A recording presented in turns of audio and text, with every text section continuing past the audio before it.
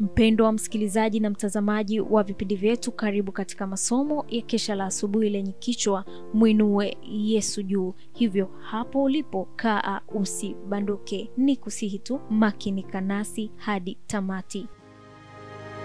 Piga panana ya makelele, Yesu yuaja tena.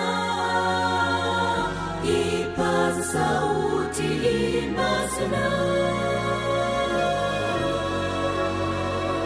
Yesu yuaja tena. Anakuja, anakuja. Yesu yuaja tena.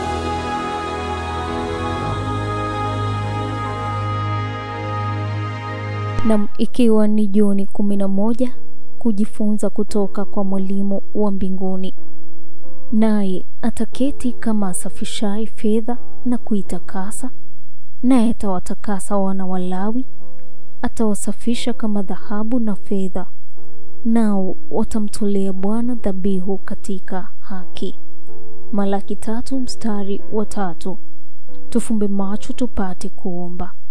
Asante Baba kwa upendo wako katika maisha yetu. Tunapojifunza maandiko yako, tunaomba uongozi wa Roho wako mwema atuongoze kupitia jina lako Yesu Kristo, amen. Ufuatao ni mchakato wa utakaso na wa usafishaji upaswao kutekelezwa na Bwana wa majeshi. Kazi inazijaribu sana roho, lakini ni kupitia mchakato huu tu ambapo takataka na uchafu unaochafua unaweza kuondolewa. Majaribu yetu yote ni muhimu ili kutuleta karibu na Baba yetu wa mbinguni katika utii kwa mapenzi yake, ili tumtolee Bwana sadaka katika haki. Mungu amempa kila mmoja wetu uwezo, talanta za kuboresha. Tunahitaji uzoefu mpya na hai katika maisha matakatifu ili tuweze kuyafanya mapenzi ya Mungu. Hakuna kiasi cha uzoefu wa zamani kitakachotosha kwa ajili ya wakati uliopo au kututia nguvu kushinda magumu katika njia yetu. Ni lazima tupate neema mpya na nguvu mpya kila siku ili kuwa washindi. Katika nyanja zote, ni nadra sana sisi kubaki katika hali moja mara mbili. Kila mmoja na uzoefu wake mwenyewe wa pekee katika tabia na hali yake ili kukamilisha kazi fulani. Mungu anayo kazi na kusudi katika maisha na kila mmoja na kwetu sote. Kila tendo, hata liwe dogo, lina mahali pake katika uzoefu wa maisha yetu. Lazima tuwe na nuru na uzoefu endelevu unaotoka kwa Mungu. Wote tunavihitaji, na Mungu yu zaidi ya tayari kwamba tuweze kuwa navyo ikiwa tutavichukua. Bado hajafunga madirisha ya mbinguni kwa maombi yetu, lakini kuna wale ambao bado wamejisikia kutosheka na kuendelea bila msaada wa Mungu wanaohitaji sana. Tunahitaji kujifunza kutoka kwa mwalimu wa mbinguni kwa sasa, kama ambavyo bikuwa wakati mwingine wowote maishani mwetu. Na kadiri tunavyopata uzoefu zaidi, kadiri tunavyosogea kuielekea nuru safi ya mbinguni, ndivyo tutakavyotambua zaidi ndani yetu kwamba tunahitaji kufanya matengenezo.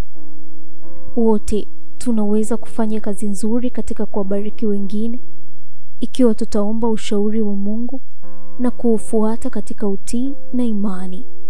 Njia ya mwenye haki ni endelevu, kutoka kwa nguvu hata nguvu, neema hata neema, na kutoka utukufu hata utukufu.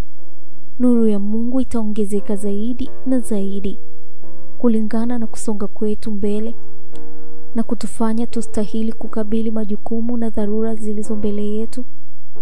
Utauwa wa kweli unaenea na unaojieleza.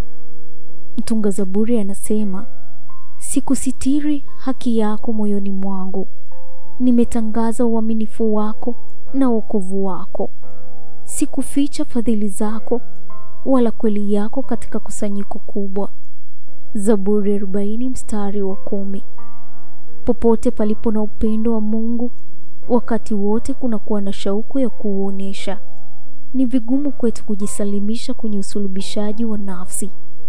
Tunaweza tukawa tumeongoka na kubadilishwa kweli kweli na kuwa watoto wa Mungu kabisa, tukifurahia si ujuzi wa mapenzi yake tu, bali tukiwaongoza wengine kwa mfano wetu katika njia ile ile ya utii na kujisalimisha kwa unyenyekevu.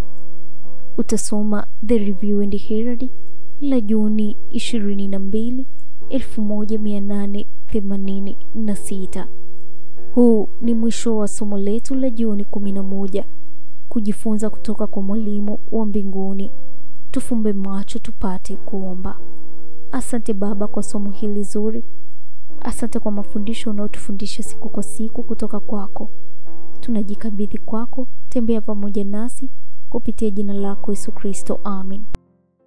Barikiwa nami mwaka 2025 katika masomo haya. Anakuja, Yesu yu